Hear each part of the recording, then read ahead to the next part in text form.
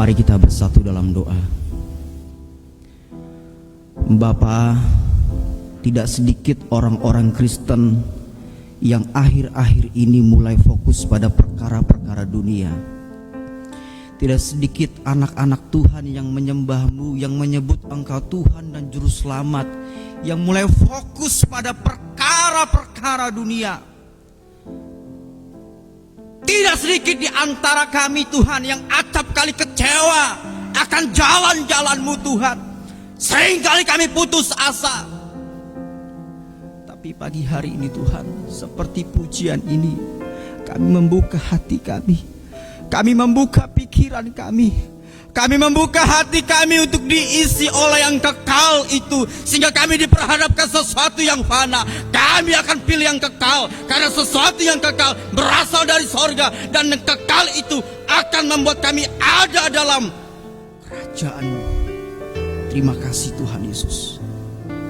Kami akan masuk dalam pemberitaan firman-Mu.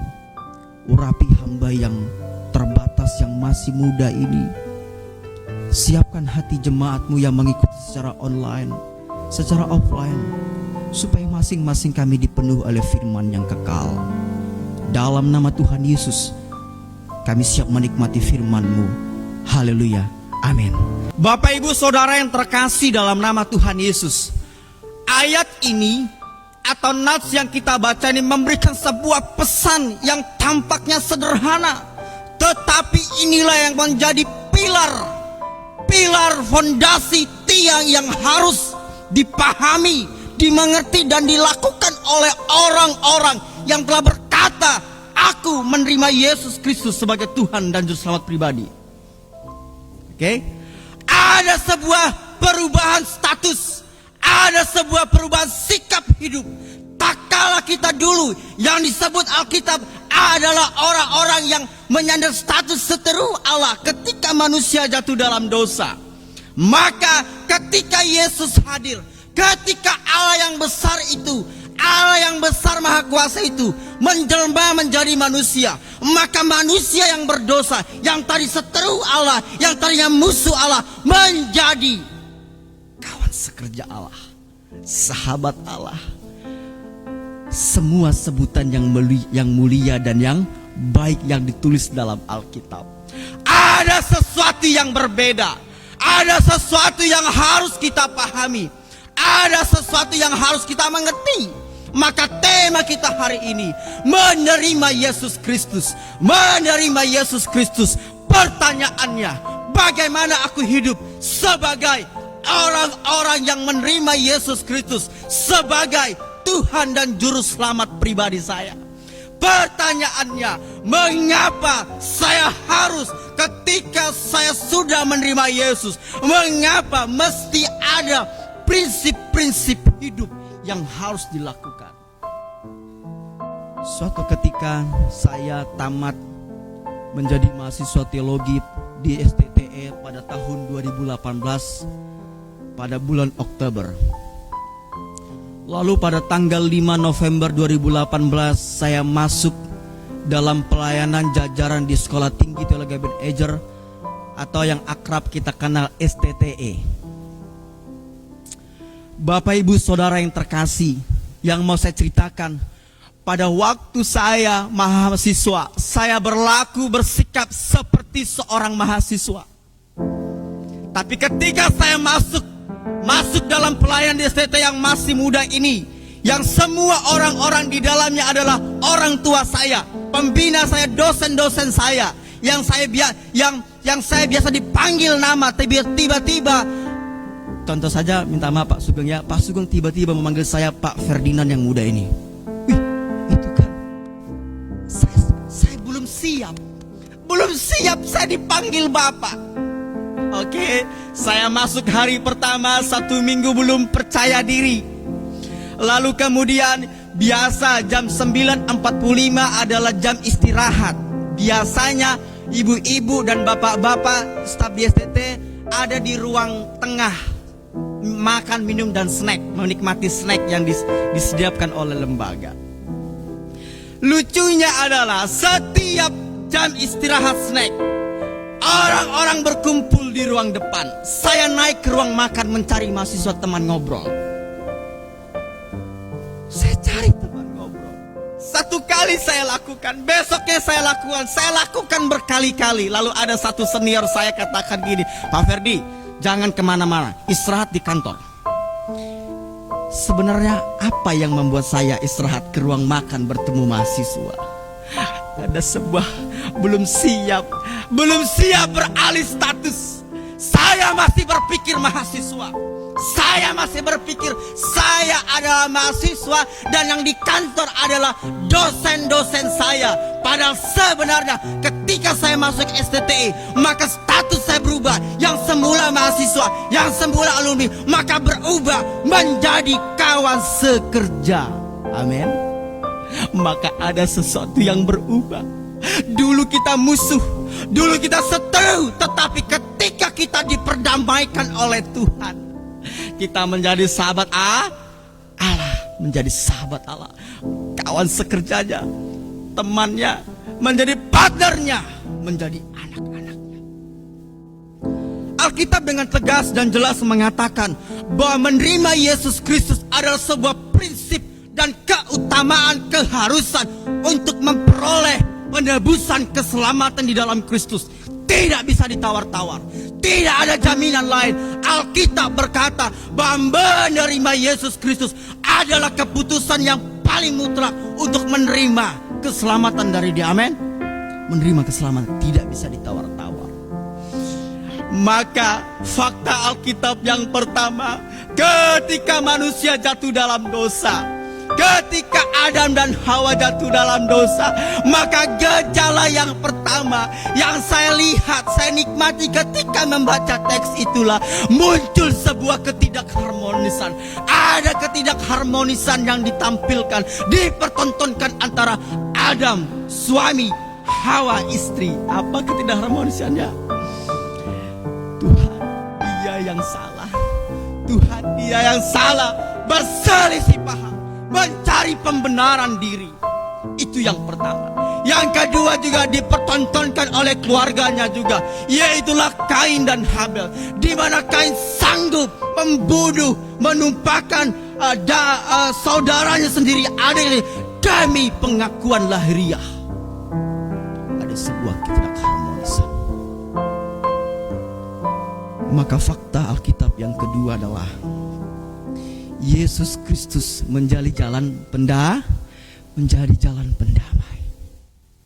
Maka sehingga dalam bagian yang kita baca pada teks ini ada sebuah prinsip, dan izinkan saya berkata, ada 4 pilar-pilar kehidupan orang atau pasca menerima Yesus Kristus. Saya ulangi sekali lagi, ada 4 pilar, ada 4 prinsip, ada 4 keharusan orang yang harus dimiliki, harus dilakukan oleh orang-orang yang menerima Yesus Kristus. Apakah itu? Kita baca. Saya baca di ayat yang ke-6b. Oke. Saya bacakan saja di ayat yang ke-6. Kamu telah menerima Yesus Kristus Tuhan kita. Karena itu, hendaklah hidupmu tetap di dalam Dia. Bapak Ibu Saudara yang terkasih dalam nama Tuhan Yesus, latar belakang kitab Kolose ini ditulis karena Paulus mendapatkan sebuah informasi dari Epafras. Epafras adalah pelayan di kota Efesus, jemaat Efesus, yang dihasilkan oleh karena pelayanan Paulus. Dan setelah dia menerima Yesus, dia menjadi kawan sekerja Paulus. Ketika itu dia menggembalakan dan melayani di jemaat-jemaat di Efesus. Oke? Lalu kemudian mereka berpisah dengan Rasul Paulus. Pada waktu Paulus mendapatkan pesan ini, dan pada waktu Paulus menulis surat ini, Paulus sedang ada di dalam kota Roma, sedang dipenjara. Oleh karena pemberitaannya sedang menunggu naik banding kepada Kaisar. Biasa ya kalau di pengadilan selalu ada naik banding. Maka kabar yang didengar oleh Rasul Paulus adalah yang pertama, Epafras menyampaikan, Bapak, kira-kira demikian, Bapak, tahukah Bapak bahwa jemaat-jemaat yang Bapak dulu layani bersama-sama dengan saya, mereka telah bertumbuh di dalam Tuhan. Mereka mereka menunjukkan buah-buah kehidupan sebagai orang yang menerima Yesus Kristus. Ya, kenapa rupanya Epafras? Bukan itu Bapak, tapi ada di antara mereka orang-orang Kristen di dalam gereja yang mulai, yang ada, yang terus mengerjakan, mengajarkan ajaran-ajaran yang bertolak belakang dengan Alkitab. Apa itu? Bagi mereka keselamatan tidak semata-mata didapat di dalam Yesus, karena dengan mentaati tradisi dan adat istiadat, kebudayaan akan membawa kita pada keselamatan. Kalau kata orang Batak, tersonggotlah si Paulus. Itu yang pertama. Yang kedua, bukan hanya itu saja Bapak, bahwa ada di antara mereka yang berpikir mereka menyembah malaikat-malaikat, dan karena itu mereka merasa lebih baik di antara orang-orang Kristen pada waktu itu. Maka si Paulus sebagai Bapak rohani, terima kasih Epafras untuk pesan ini. Maka dia tuliskanlah kitab Kolose ini. Maka dia tuliskanlah, lalu diberikan kepada, setelah Epafras menyampaikan pesannya, dia kembali, lalu Paulus menuliskan ini dalam pimpinan Roh Allah. Kemudian setelah selesai, dibawa oleh Tikhikus untuk disampaikan kepada jemaat-jemaat di sana. Lalu pesan yang pertama ialah, kamu memang sudah menerima Yesus Kristus, itu menjadi fondasimu. Tetapi tidak cukup sampai di sana. Kita harus, pesan yang pertama, hendaklah engkau tetap di dalam Dia. Bapak Ibu, izinkan saya menyampaikan sebuah ilustrasi sederhana. Katakanlah ini pohon mangga. Saya mau menjelaskan secara sederhana kata tetap di dalam Dia. Katakanlah ini pohon mangga. Mimbar ini katakanlah itu tanah. Semula pohon mangga ini tertancap dan menyatu dengan tanah. Maka kita prediksi pasti pohon mangga ini hidup, bertumbuh dan berbuah. Pasti itu. Meskipun harus ada upaya-upaya untuk merawatnya menurut teori pertanian. Tetapi tiba-tiba pohon ini dicabutlah dari tanah ini, dipisahkanlah. Mohon dijawab Bapak Ibu yang ada di rumah dan di gereja ini. Tiba-tiba pohon ini dicabut dari tanahnya, dipisahkan, lalu digeletakkan di tempat yang tidak ada tanahnya. Pertanyaannya, apakah pada waktu pohon mangga ini dicabut, dipisahkan dari tanahnya, pada waktu itu pohon mangga ini akan mati?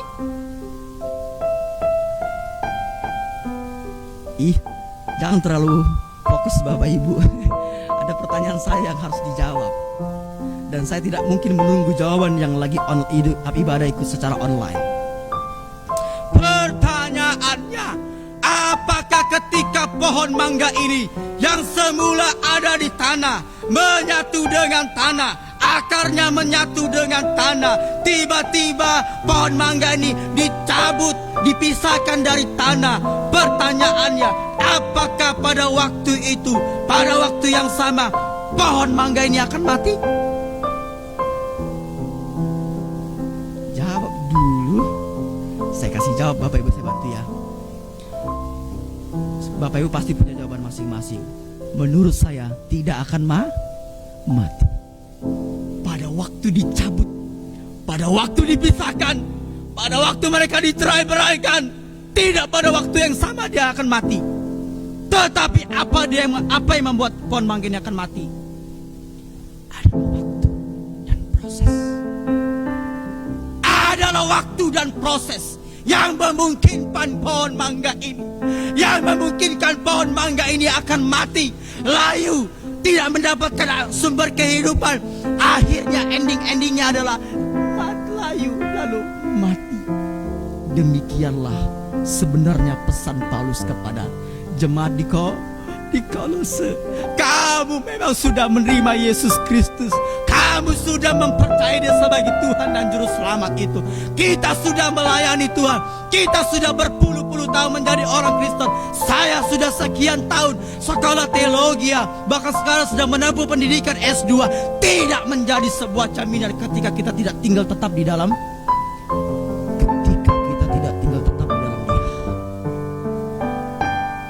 Maka angin-angin kekecewaan akan menerpa kita. Angin-angin kekecewaan akan menerpa kita. Saya ada sebuah lagu.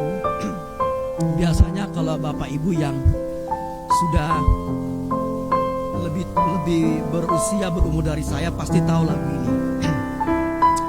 Kalau orang dunia akan selalu menyanyikan lagu ini. Izinnya Bapak Ibu saya menyanyikan lagu ini. Seandainya aku punya sayap, terbanglah aku, ku cari dunia yang lain. Untuk apa aku di sini?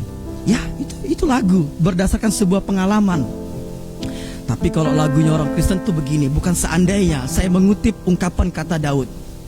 Meskipun ada susah, menderita dalam dunia, saya mau ikut Yesus, saya mau tetap di dalam Dia.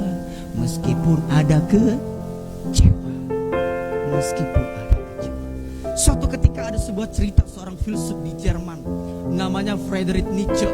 Kebetulan Amang bukan marga situ, mau orang Amang, orang Jerman nih. Friedrich Nietzsche lahir dari keluarga seorang pastor atau pendeta atau pelayan Tuhan. Oke. Lalu singkat cerita, papa mamanya meninggal. Lalu Friedrich Nietzsche hidup bersama dengan saudara-saudaranya. Lalu singkat cerita lagi, Friedrich Nietzsche dikenal sebagai orang yang sangat cerdas. Dan sampai hari ini pikirannya, rumusan-rumusan pikirannya dikutip oleh banyak filsuf. Tapi suatu ketika dia menuliskan sebuah judul buku atau mencetuskan sebuah kalimat yang memang dituliskan dalam sebuah buku. Apakah itu kalimatnya?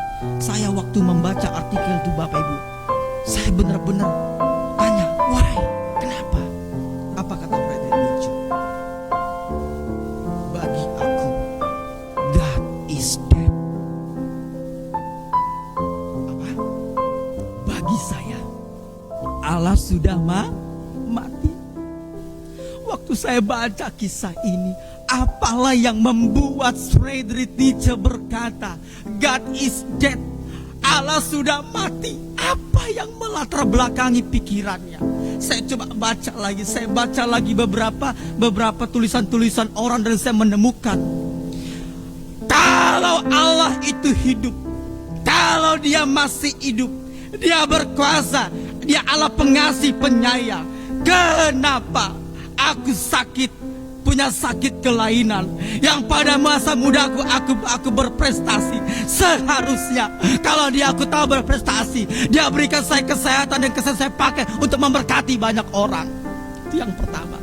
Kalau Allah itu masih hidup dan Dia berkuasa dan Dia tahu akan jalan-jalan manusia, mengapa di sana ada kelaparan, di sana ada tangisan, di sana ada pembunuhan, di sana ada gempa, di sana ada longsor, di sana ada banyak anak-anak Tuhan yang menangis dan kecewa, betul?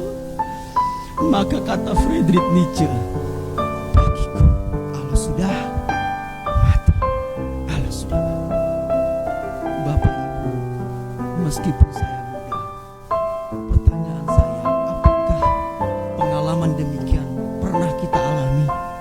Mungkin tidak terucap dalam mulut kita, dalam hati kita, kita katakan Allah sudah mati, tetapi seringkali kita ragu. Maka kata Paulus kepada jemaat Kolose, ya ada tantangan yang kau alami di sana. Kamu sudah menerima, ada tantangan yang siap menggerogoti, siap mengoyak-ngoyakkan imanmu, pengertianmu terhadap aku, dan siap mengalihkan fokusmu kepada aku, kepada Yesus. Maka nasihat Paulus, tetaplah di dalam Dia.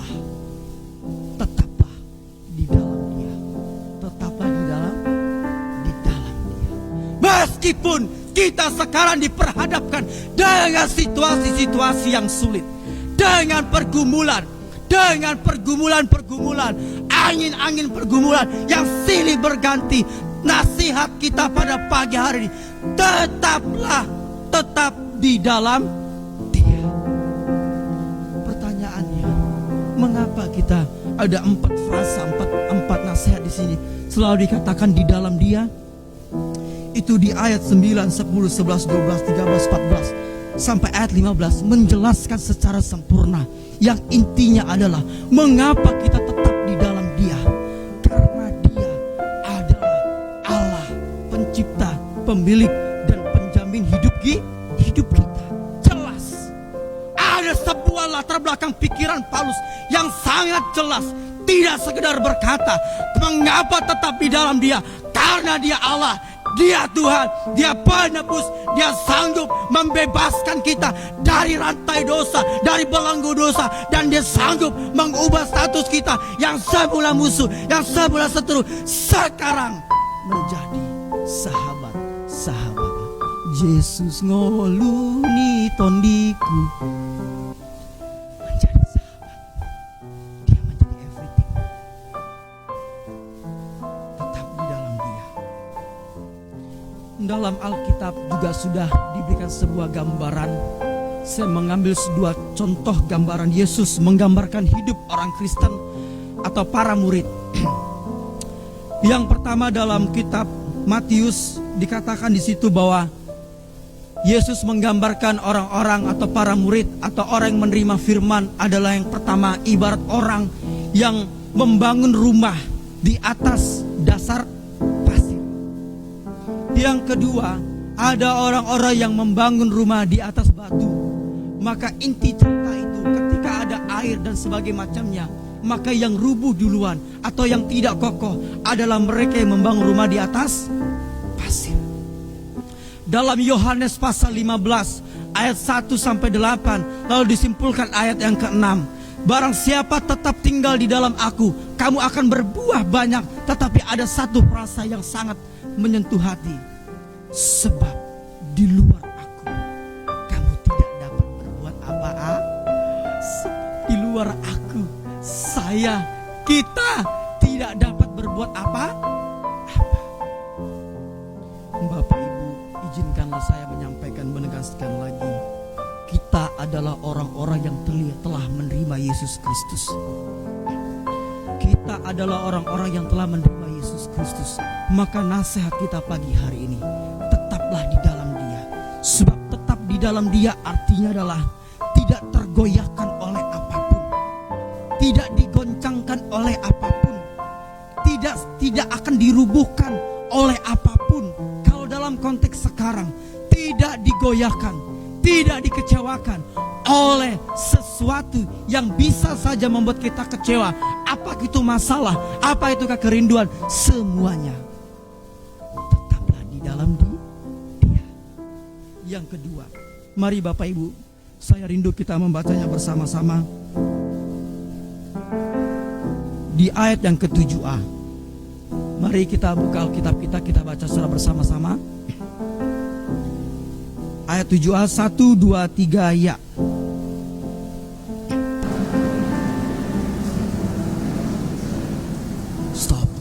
Stop.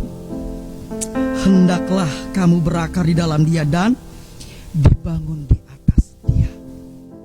Sangat praktis pesannya Rasul Paulus kepada jemaat Kolose. Tidak berputar-putar teologianya, tidak berputar-putar pesannya. Yang pertama, hendaklah kamu tetap di dalam Dia, apapun itu. Yang kedua pesannya adalah hendaklah saya berakar di dalam Dia, dan kamu dibangun hidupmu di atas Dia. Artinya apa? Paulus mau supaya orang Kristen, kita yang sekarang hidup, terus berakar, mengakarkan diri kita kepada Dia, membangun hidup kita, membawa hidup kita, dan Yesus menjadi fondasi utama yang terutama di dalam hidup kita. Secara sederhana, akar itu akan fungsi pada sebuah pohon adalah untuk memberikan sebuah kehidupan. Karena akar itu akan menjalar sampai ke bawah. Tujuannya adalah bisa saja dia melekatkan dirinya pada apa yang ada di bawah, tapi tujuan yang utama adalah supaya sang akar memperoleh asupan kehidupan. Memperoleh asupan kehidupan yang memungkinkan atau yang pasti membuat pohon itu bukan saja berakar, bukan saja hidup, tetapi dia bertumbuh dan berbuah. Saya ulangi sekali lagi. Yang akar itu yang bukan saja dia berakar, menemukan sanggahan-sanggahan, tetapi ketika dia berakar, mengakarkan dirinya sampai kedalaman, maka bukan saja dia menemukan sanggahan, tetapi dia memperoleh sebuah asupan kehidupan yang membuat dia bukan saja hidup, tetapi yang membuat dia juga bertumbuh, lalu menghasilkan buah yang lebat dan memuaskan, menyenangkan hati sang pengusaha atau sang petani. Tuhan mau kita sampai mengakarkan diri kita kepada Dia, sumber kehidupan. Tuhan mau kita meletakkan hidup kita dan Dia menjadi fondasi yang tidak akan digantikan, dan kita terus mengakarkan diri kita pada Dia, sebab Dia adalah sumber kehidupan yang memberikan asupan kehidupan, yang membuat kita bukan saja hidup, tetapi mengerti bagaimana aku hidup sebagai orang-orang yang menerima Yesus Kristus. Sehingga meskipun dalam konteks Kolose ada pengajaran sesat, ada orang-orang Kristen yang sudah percaya tapi masih percaya pada adat istiadat tradisi Yahudi yang bertolak belakang dengan kebenaran firman. Ada banyak orang-orang yang merasa lebih saleh, lebih rohani, lebih dewasa dibanding orang-orang Kristen pada waktu itu. Maka Paulus katakan, biarkan itu ada. Bagianmu adalah teruslah berakar di dalam Dia. Teruslah membangun hidupmu di dalam Dia. Bapak Ibu, saya punya cerita. Saya tidak tahu, tapi saya izinkan menyampaikan cerita ini karena saya orang Batak. Pada waktu tahun 2018 saya risetlah di Lampung, karena rumah saya di Lampung dan riset saya itu di gereja GPIN Lampung. Malam-malam biasa papa saya sangat senang ketika anak-anaknya pulang dari perantauan. Oke. Yang biasanya bapak suka main catur. Tapi kalau anaknya pulang selalu kami ngobrol, kadang-kadang kami main catur. Kadang-kadang nonton tinju bersama. Nonton tinju.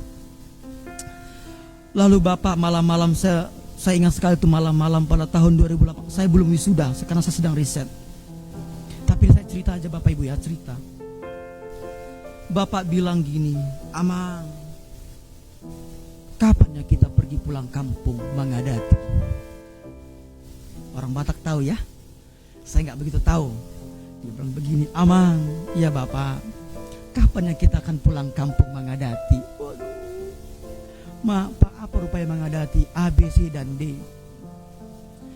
Saya yang belum tamat, yang tidak punya ada pendapatan dari mana-mana karena saya masih mahasiswa. Jujur saya tidak berbohong. Saya katakan di mimbar ini, saya katakan entah apa yang mendorong saya katakan gini, Pak, doakanlah setelah tamat kita pulang ya. Tamatlah tahun 2018. Dan harus kepeng. Belum ada terkumpul berkat ya.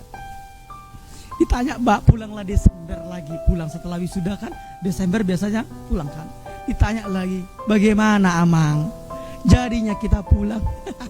Aku bilang, Bapak, doakanlah dulu ya. Aku kan baru masuk pelayanan. Aku juga pelayanan, Bapak. Kalau aku pegawai PTBA, waktu Bapak meminta untuk berangkat, hari itu berangkat. Kalau kayak Pak Audi kan enak juga. Canda ya Bapak. Oke. Tahun 2019 pun masuk di bulan Desember. Ditanya Bapak lagi, bagaimana Amang? Aduh. Belum Bapak, belum ada berkatnya. Belum ada berkatnya Bapak, sabarlah ya. Jujur Bapak Ibu, sebagai anak saya diam-diam di kamar, menetek ilu saya nangis. Meneteskan air mata. Oke. Sambil, tapi kan air mata itu gak boleh ditunjukkan depan orang tua. masuklah, mengertilah Bapak kalau saya ada dalam pelayanan. Oke. Lalu masuklah tahun 2020. Di akhir-akhir sebelum saya pulang Desember, ditelepon lagi, ditanya, Horas Samang, Horas Bapak, aku udah ngerti ini pasti ke situ tujuan ini. Bagaimana? Sudah siap kita berangkat? Bapak, aku belum ada Bapak. Si Ari juga kan baru masuk pelayanan. Nantilah Bapak ya. Itu sekitar bulan-bulan 8. Waduh, kapan ya Bapak Mama ini sudah kepingin ketemu tulang di kampung Mangadati dan sebagainya macamnya. Gila. Aku bilang, kemudian bilang, oke Pak, akhir tahun tanya sama tulang, bilang sama tulang, berapa biaya pinahannya, hitung berapa perjalanan PP Lampung Sumatera Lampung, hitung Bapak, sekian. Oke, kita pulang Bapak Desember. Kita telepon kakak ya supaya kakak juga pulang dari Batam. Ternyata waktu tahun 2020 datang corona. Tidak boleh di sana, tidak boleh mewajibkan orang perantauan masuk, kalaupun ada harus karantina 2 minggu. Jadi tidak bisa. Jadi cara tuh apa yang bisa dikatakan? Sebenarnya dana itu belum cukup. Tapi Tuhan tahu membuat. Bukan saya mensyukuri corona, tidak ya. Tetapi ada cara Tuhan menghibur saya. Apakah dalam keadaan demikian saya kecewa pada Tuhan? Tahun 2012 saya sudah masuk dan setia taat melayani Tuhan. Tapi mengapa? Masa perkara segitu Tuhan kasih? Bisakah saya kecewa seperti Friedrich Nietzsche tadi? Bisa. Sesekali saya bertanya. Tetapi saya jujur Bapak Ibu sebagai anak muda, firman ini meneguhkan saya. Kamu harus berakar dibangun atas dia. Sehingga kekecewaan, rasa kecewa, ketidakmampuan mewujudkan mimpimu, mimpi orang tuamu yang belum bisa kamu wujudkan, kamu tetap kokoh di dalam dia. Amin. Tetap di dalam dia. Bapak Ibu, jika ada di antara kita yang sedang bergumul, mungkin anak kita, siapapun dia, teruslah berakar dalam dia. Teruslah jadikan Tuhan Yesus sebagai asupan sumber kehidupan utama hidup kita. Yang ketiga, mari kita baca bersama-sama di ayat yang ke-7b. Setelah kata atas dia, 1, 2, 3 ya. Hendaklah kamu bertambah teguh di dalam iman yang telah diajarkan kepadamu, dan hendaklah hatimu melimpah dengan syukur. Seketika saya mempelajari cerita Kolose ini, saya menemukan sebuah cerita yang begitu tidak mudah sebenarnya. Karena Paulus sebenarnya juga sebagai seorang gembala, meskipun Mayon sebagai seorang penginjil. Tetapi Alkitab mencatat dia sering sekali menempatkan dirinya sebagai seorang bapa rohani yang cinta pada orang-orang yang dilayaninya. Paulus menyadari bahwa tugas Epafras tidak mudah, karena dia adalah hamba Tuhan yang pertobatannya oleh karena pelayanan Paulus, lalu kemudian dia mengembalakan jemaat Tuhan. Bisa saja pengalaman dan pengetahuannya kurang, dan bisa saja jemaat-jemaat yang dilayani ragu akan pengetahuan dan pengalamannya, dan bisa saja itu membuat mereka goyah, mereka putus asa, mereka berhenti, dan mereka mudah percaya pada pengajaran-pengajaran yang mereka tahu bertolak belakang dengan firman. Maka nasihat Paulus sebagai orang menerima Yesus Kristus, kita harus tetap dibangun berakar dalam dia. Dan yang ketiga apa? Yang ketiga adalah kita kita teguh di dalam dia. Di dalam uraian Warta Jemaat saya menguraikan beberapa terjemahan yang artinya adalah teguh di dalam dia, artinya semakin teguh, semakin kokoh, semakin yakin, semakin strong, semakin gagah. Meskipun ini yang dicatat, semakin yakin, semakin tegap, semakin kokoh. Meskipun sewaktu pohon itu bertumbuh, maka ketika sang petani menanam pohon anggur atau pohon mangga, satu kerinduan dan mimpi sang petani adalah pohon mangga itu berbuah.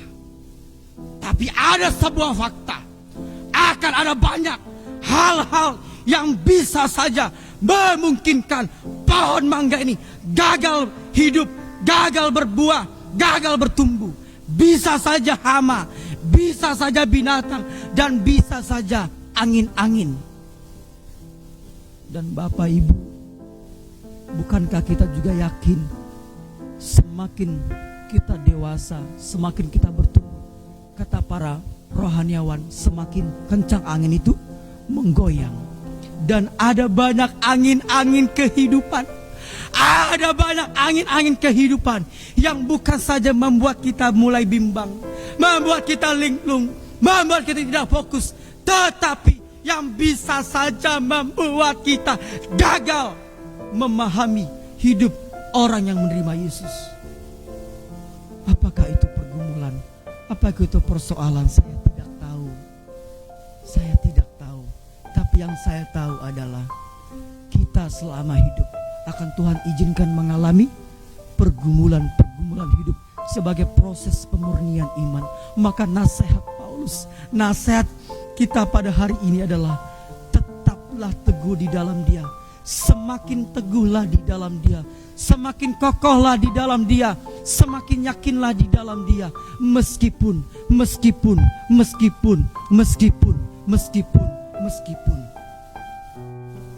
yang terakhir, melimpah dengan syukur, hendaklah kamu melimpah dengan syukur. Artinya adalah orang yang dilimpahi dengan rasa syukur, dia akan selalu mensyukuri karyanya. Dengan kita mensyukuri karyanya, kita tidak mudah kecewa, betul? Kita tidak mudah kecewa. Kata Mazmur 40 ayat yang ke-6, terlalu banyak dan besar perbuatanmu sehingga aku tidak sanggup menghitungnya. Kesimpulannya, nasihat Rasul Paulus ini juga berlaku pada kita, orang percaya yang hidup di zaman sekarang. Ada banyak angin kehidupan yang bisa saja membuat kita goyang, gak mau lagi tetap di dalam Dia, tidak mau berakar dan membangun hidup kita di dalam Dia, tidak teguh di dalam Dia, dan bosan mensyukuri karyanya. Ada banyak, seperti Friedrich Nietzsche, ada banyak. Tetapi nasihat Paulus, tetaplah teguh dalam Dia, tetaplah memberi, tetaplah berkorban di dalam Dia, tetaplah melayani Dia, tetaplah setia mengikut Dia, berakarlah di dalam Dia meskipun, dan teguhlah di dalam Dia. Bapak Ibu, saya ada sebuah lagu, kita akan menutup firman Tuhan ini dengan sebuah lagu. Tidak ada yang tahu besok apa yang akan terjadi, tapi Alkitab berkata bahwa Dia menyertai kita sepanjang zaman. Apapun itu zamannya, apapun itu keadaannya, apapun itu fase kehidupannya, I'm bless you, aku menyertaimu sampai akhir zaman. Maka pesan Tuhan Yesus, tetaplah di dalam Dia, berakarlah di dalam Dia, teguhlah di dalam Dia, teruslah melihat karyanya. Saat kita mulai kecewa, duduklah, hitung berkatnya. Sanggupkah kita menghitung berkatnya? Aku tahu kan hari esok, namun langkahku kan tetap di dalam Dia. Mari bersama-sama kita akan pujian ini.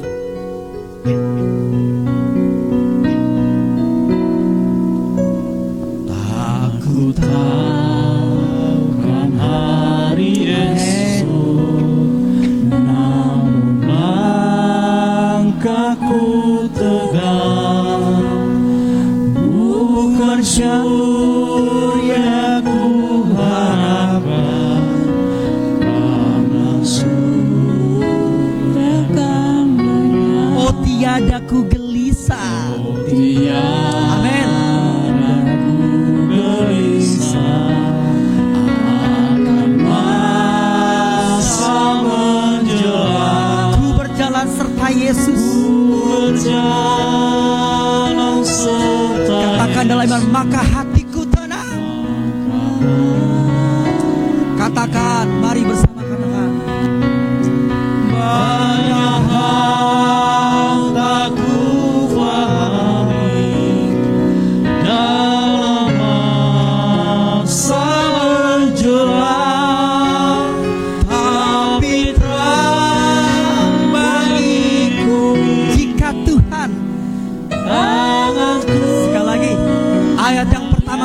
Ayat 6, aku tahu kan hari esok. Aku tahu kan hari esok, namun langkahku terang, bukan suryaku harap. Karena surya kan lenyap. Surya kan Ketika di dalam Dia kita tidak gelisah. tiada ku gelisah akan masa Berjalan serta Yesus. berjalan serta Maka hatiku tenang. Terima kasih Tuhan Yesus. Banyak hal tak kupahami dalam hidup ini Tuhan. banyak hal tak ku pahami akan masa menjelang, tapi terang bagiku ini tangan Tuhan yang Banyak hal tak kupahami. tak ku pahami dalam masa menjelang, tapi terang bagiku ini tangan Tuhan yang pegang. Saya memberikan kepada Bapak Ibu untuk mensyukuri firman-Nya. Kita mengambil komitmen di hadapan Tuhan. Jika mungkin kemarin atau beberapa waktu yang lalu seringkali kita ragu akan jalan-jalannya yang membuat kita tidak mau tetap di dalam Dia. Karena bertanya, mengapa aku tetap di dalam Dia kalau persoalan ini aja belum Tuhan selesaikan? Kenapa aku harus berakar di dalam Dia, teguh di dalam Dia dan mensyukuri karyanya? Kalau masalah silih berganti, rasa kecewa bertubi-tubi menyerang keluarga, hidup kita, pekerjaan, orang tua, anak, apapun itu. Kata firman Tuhan, tetaplah di dalam Dia sebagai orang-orang yang menerima Yesus. Tetaplah berakar di dalam Dia sebagai orang-orang yang menerima Yesus.